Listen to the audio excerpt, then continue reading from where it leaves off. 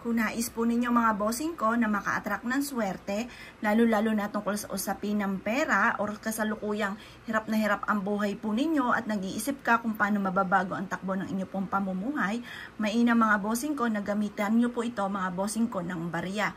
Kagaya po nito mga bossing ko. Basta kapag ginawa nyo po ito ay may positibo kang pananaw sa buhay. Kung kayo ay may alinlangan at parang ayaw nyo itong gawin, nako mga bossing, baka kayo mismo ang kumontra sa inyo pong mga iwi-wish.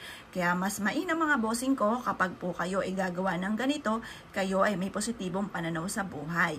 Na nasa isipan po ninyo na simula na ito ng tagumpay po ninyo at kayo po ay makaka-attract ng swerte sa pera, hindi ka na malulugi sa negosyo or kaya po hindi ka na mauubusan ng pera. Marami pang racket ang darating po sa inyo. Ganun po mga pag-wish, huwag kang gagamit na sana, direct to the point mga bossing. At makakatulong po ito upang sa ganon mas higit ka na maka-attract ng swerte.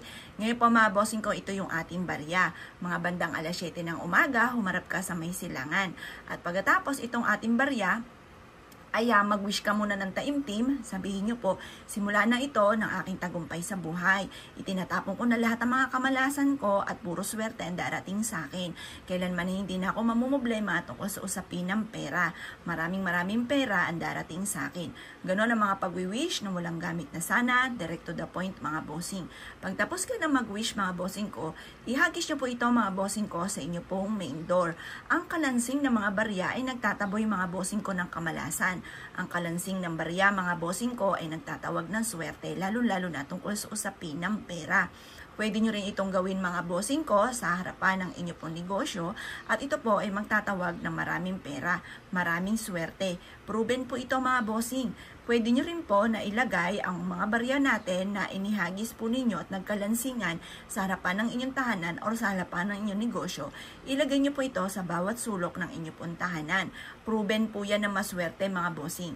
Ang metal na barya mga bossing ko ay palalakasin ang resistensya ng lahat ng mga tao na nakatira sa loob ng inyong tahanan.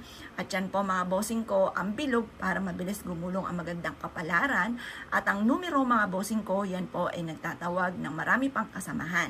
Para yung kasunod po niyan, number 5, 6, 7, 8 hanggang sa dumami ang kaperahan. Ganon din ang number 1, 1, 2, 3, 4, ganun po mga bossing. Kasi kaya nga po sinasabi nila na huwag kang magpapawala ng barya sa inyo pong pitaka upang sa ganon ay maka-attract pa ito or makagtawag pa ito ng marami pang kasamahan. Kaya sinasabi nila na napakaswerte once na ikaw po ay hindi nagpapawala ng barya sa inyo pong pitaka. Ganon din po yan sa ating pong tahanan para nakakalat yung ating wealth mga bossing. Once na nakakalat yung wealth po natin mga bossing ko, yan po ay mag-a-attract ng swerte lalo na sa pera. Na mapapansin ninyo, kayo po hindi namumblema sa pera, magaan yung daloy ng swerte, ganun po mga bossing. Kaya ako ikinaniwala at naisyo po itong gawin mga bossing, asya mga boss. Good luck po sa inyo po lahat.